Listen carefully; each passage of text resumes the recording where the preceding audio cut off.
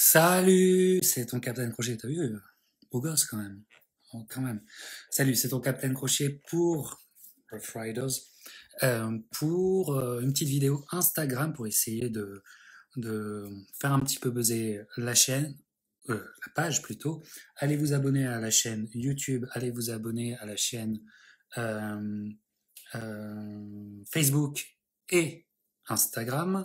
Voilà, faites ça tout de suite. On se retrouve sur YouTube ce, ce samedi, le soir pour vous, dans la journée pour moi, pour Anthony Joshua contre Daniel Dubois. Il y a eu quelques-uns quand même, quelques pirates, quelques mecs sur Instagram qui m'ont envoyé des messages en DM et ils me demandent, on veut absolument ton pronostic. Alors je vais vous le faire sur Instagram et, euh, et peut-être je le mettrai sur Facebook après pour que ça soit vu par encore plus de personnes, mais on s'abonne.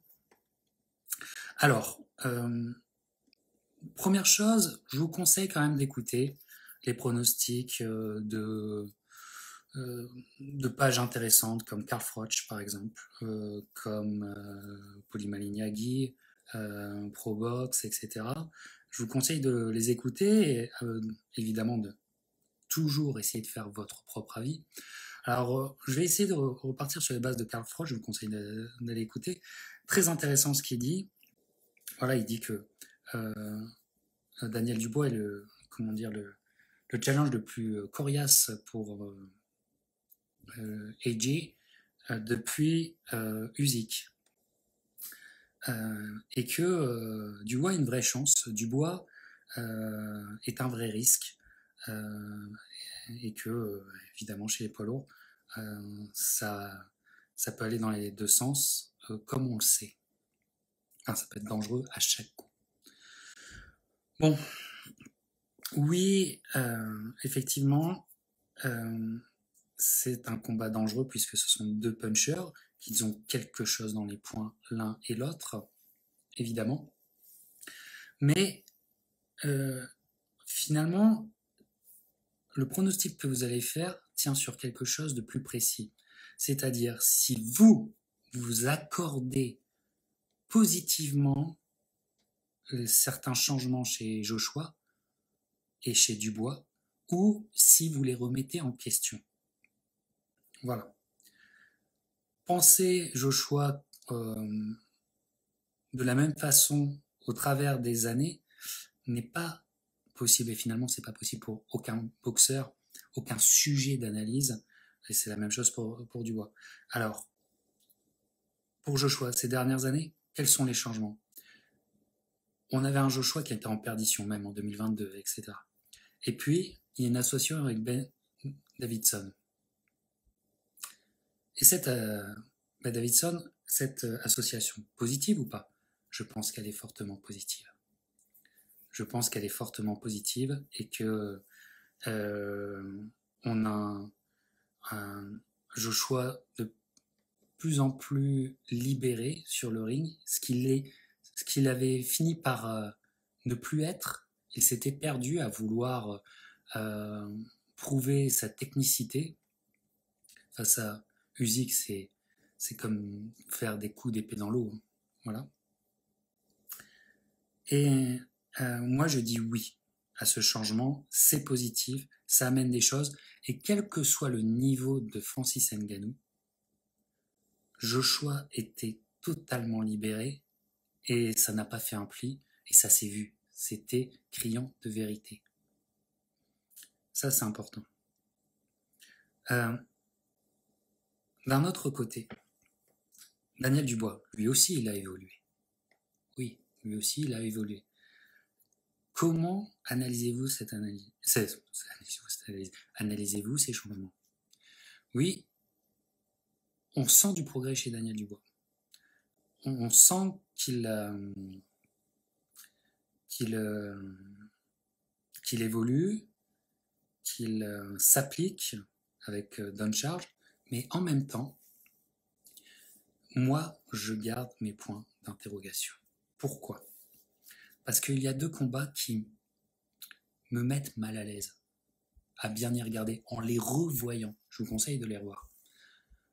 Daniel Dubois contre Miller, c'est un combat où je ne suis pas convaincu qu'il n'ait pas été, les mots sont un peu durs, mais enfin, sont un peu trop forts, mais je ne suis pas convaincu qu'il n'était pas un peu truqué, un peu typé. J'ai l'impression que Miller devait donner au monde de la boxe, peut-être aux promoteurs, ou peut-être à certaines personnes très précises, il devait donner sa défaite comme une offrande de, comme un grand pardon. Je crois que Miller a été aussi un très bon acteur. Revoyez la fin du combat. Je ne dis pas que Dubois ne mérite pas sa victoire, ou n'est pas au forceps à aller chercher l'arrêt. C'est pas ce que je dis. Je pense qu'il y a quelque chose de pas clair du côté de Miller et qui donc rend une analyse objective de la performance de Dubois presque impossible, caduque. C'est trop trouble. C'est pas la faute de Dubois, encore une fois, mais c'est trop trouble. Et puis, le combat contre Ergovic, qui est un combat aussi, aussi sérieux qu'il a été effrayant. C'est-à-dire que il y a des coups, un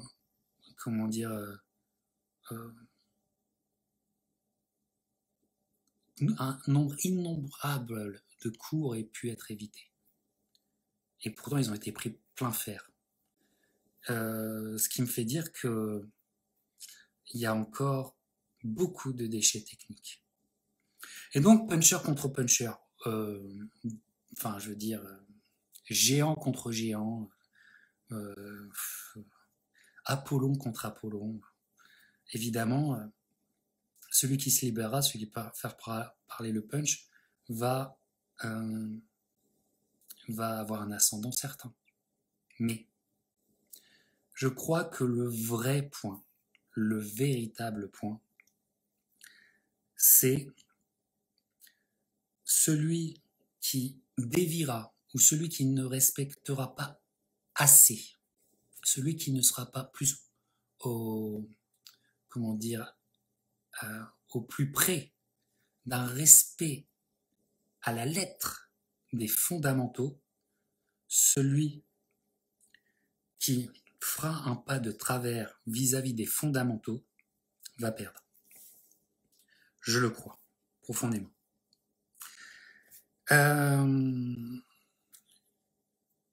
Malgré tout, malgré ce qu'il prouve, et c'est un peu fort ce que je vais dire parce que c'est pas vrai.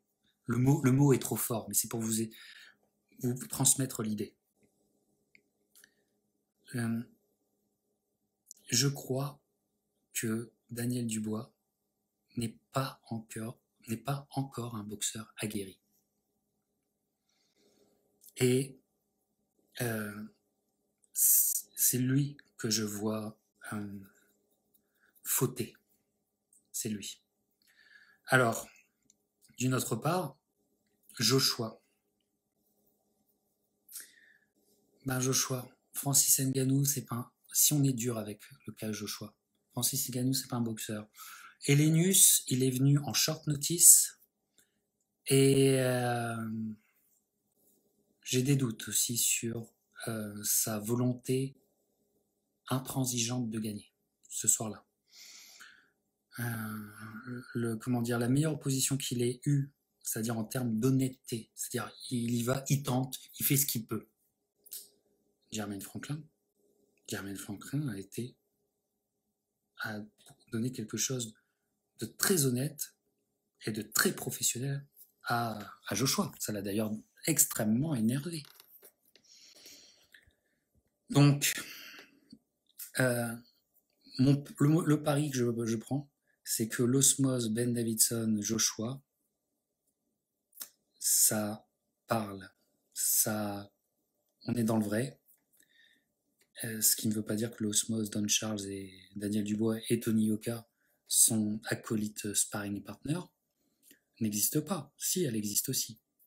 Mais dans le dur, c'est-à-dire après le 5e round, si l'un des deux fait une faute technique, il le paiera très cher. Je visualise plus Dubois le faire cette faute que Joshua. Et je visualise plus Joshua voir la faute que Dubois. Alors évidemment, on peut se tromper. Mais j'irai quand même sur un combat qui va faire mal, qui va faire mal.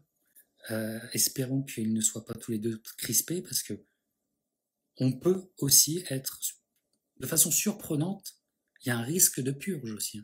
On peut aller sur un 12 rounds et ça peut être une grosse purge.